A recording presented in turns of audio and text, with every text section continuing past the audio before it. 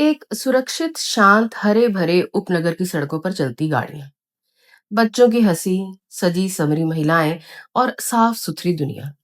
बाहर से ये सब कुछ कितना सुंदर लगता है, लेकिन भीतर एक आदमी है जो चुपचाप टूट रहा है।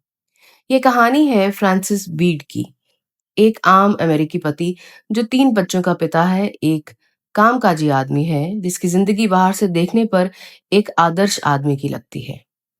लेकिन जिस दिन वह प्लेन क्रैश से बचता है, उस दिन उसकी जिंदगी बदल जाती है।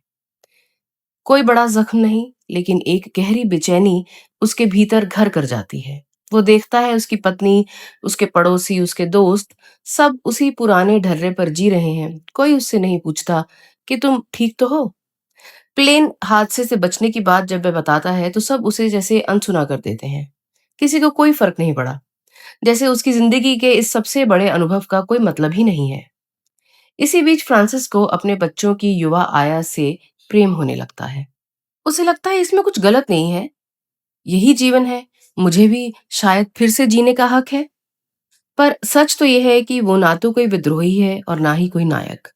वो बस एक आम आदमी है जिसे अपनी ही जिंदगी पराई लगने लगती है। जॉन चिवर, जिन्हें चेतना का खामोश विद्रोही कहा जाता है, उन्होंने इस कहानी के जरिए उस मध्यम वर्गीय जीवन की दरारें दिखाई जहां हर कोई सही दिखने में व्यस्त है। ये कोई नहीं पूछता कि तुम्हें कैसा लग रहा है, तुम क्या महसूस करते हो। फ्रांसिस अंत में खुद को रोक लेता है, ना आया से कोई संबंध बनाता है, ना घर छोड़ता है। वो वही करता है जिसकी उससे उम्मीद की जाती है। लेकिन क्या यही जिंदगी है? द कंट्री हस्बैंड हमें यह सवाल पूछने पर मजबूर करती है कि क्या कभी-कभी हम सिर्फ इसलिए जी रहे होते हैं क्योंकि हमसे यही अपेक्षा की जाती है। मैं बात कर रही हूँ द कंट्री हस्बैंड की, जो कि जॉन चीवर ने 1954 में लिखी थी।